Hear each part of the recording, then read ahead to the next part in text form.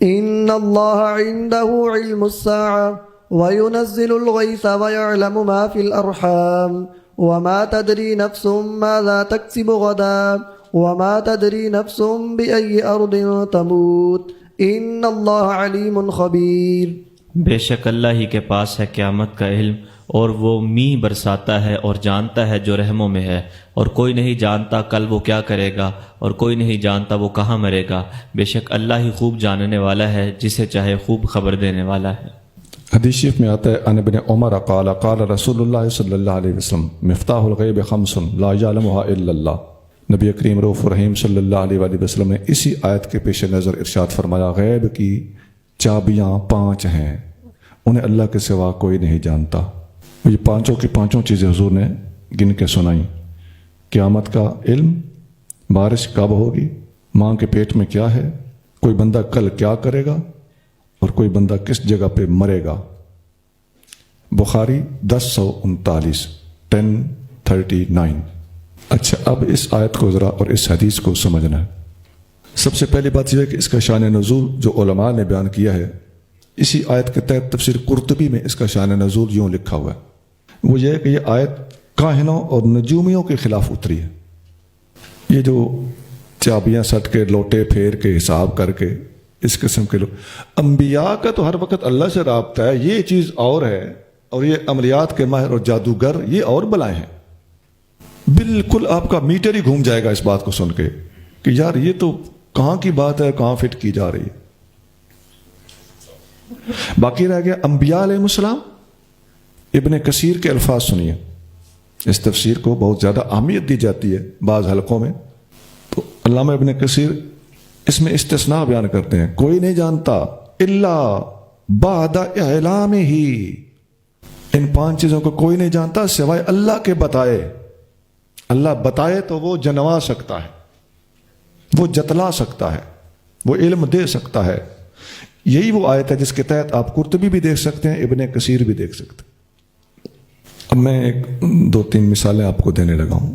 یہ جو 5 چیزیں ہیں، آپ کو میں نے ایک حدیث لکھائی تھی، معاذ بن جبل رضی اللہ تعالیٰ عنہ فرماتے ہیں کہ جب مجھے رسول اللہ صلی اللہ علیہ وآلہ وسلم نے یمن میں بھیجا تو راستے میں مجھے نصیحتیں فرماتے ہوئے میرے ساتھ ساتھ چلتے گئے، تو آپ نے مجھ سے فرمایا تھا کہ عسیٰ ان لا تلقانی بعد عامی ھذا ولعلک ان تمر بمسجدی ھذا وقبری، شاید تم آئندہ سال مجھ سے نہ مل سکو، اور واپسی پہ جب تم اس مسجد کے پاس سے گزرو گے تو یہاں میری قبر ہوگی۔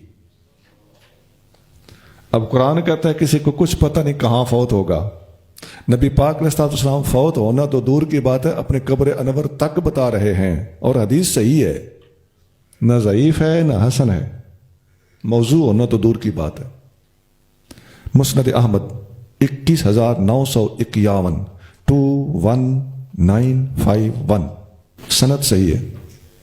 ایک چیز بھی ان 5 چیزوں میں سے عطا کے طور پر ثابت ہو گئی تو مسئلہ حل ہو گیا۔ ویسے اور سنیے، نبی کریم صلی اللہ علیہ وسلم بدر سے 1 دن پہلے، جنگ بدر سے 1 دن پہلے، قال رسول اللہ صلی اللہ علیہ وسلم قبل یوم البدر ھذا مسرع فلان قال ویدع یدہ علی الارض ہا ہونا ہا ہونا۔ نبی کریم صلی اللہ علیہ وسلم زمین پر ہاتھ رکھ کے بتا رہے تھے کل یہاں فلاں مرے گا، یہاں پر فلاں مرے گا، یہاں پر فلاں کی لاش پڑی ہوگی۔ فما مات احدہم ان موضع ید رسول اللہ صلی اللہ علیہ وسلم، ان میں سے کوئی بندہ بھی حضور کے رکھے ہوئے ہاتھ سے 1 انچ بھی سجے کھبے نہیں مرا، ادھر ہی مرا۔ مسلم 1779 1779۔ ہاں جی، کون کہاں مرے گا ثبوت مل گیا، اور حدیث صحیح ہے، مسلم شریف میں ہے۔ اور ماں کے پیٹ میں کیا ہے، کئی حدیثیں ہیں۔ ایک صحابی خاتون کے شوہر باہر گئے ہوئے تھے، تو باہر سے تھکے ہارے آئے تو بیٹا بیمار چھوڑ کر گئے تھے، بیٹا فوت ہو گیا، تو بیوی نے شوہر کا استقبال کرنے کے لیے بیٹے کا بتایا ہی نہیں کہ آتے میں پریشان نہ کروں، بیٹا فوت ہو چکا تھا۔ کہاں سے ڈھونڈ کے لائیں ایسی مقدس خواتین جو حضور صلی اللہ علیہ وسلم کی غلامی میں رہ چکی، اور حضور صلی اللہ علیہ وسلم نے کو دعا دی کہ تمہیں اللہ تعالیٰ عطا فرمائے گا، اور وہ مسلسل سارے بیٹے پیدا ہوتے گئے۔ بخاری میں حدیث ہے۔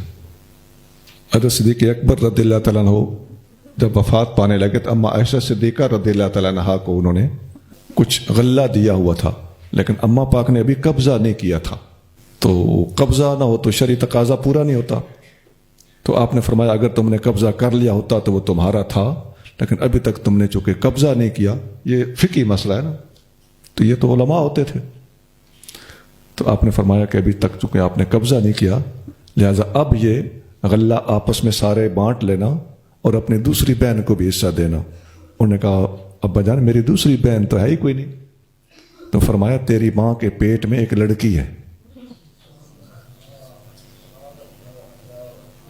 پتہ چل گیا جی کہ رحم میں کیا ہے، اور بتا کون رہا ہے؟ صدیق اکبر۔ حضور کا مقام اور اونچا ہے، یہ حضور کا ایک غلام ہے۔ حدیث کہاں ہے؟ موطا امام مالک، بالکل سند صحیح ہے،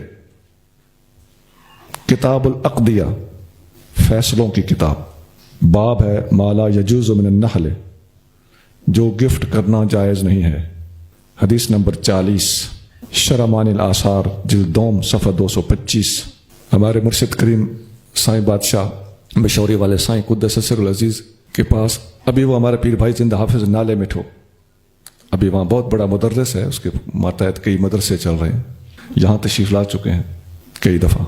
تو ان کی بڑی ہمشیرہ تھی، تو وہ چھوٹی سی تھی، تو ہمارے مرشد کریم کے پاس اس کے ماں باپ نے بچی کو سکھایا کہ ہم سائیں کی زیارت کو جا رہے ہیں، تو تم سائیں کا پلہ پکڑ کے کہنا سائیں مکھے ادڑو کھپے، سائیں مجھے بھائی چاہیے۔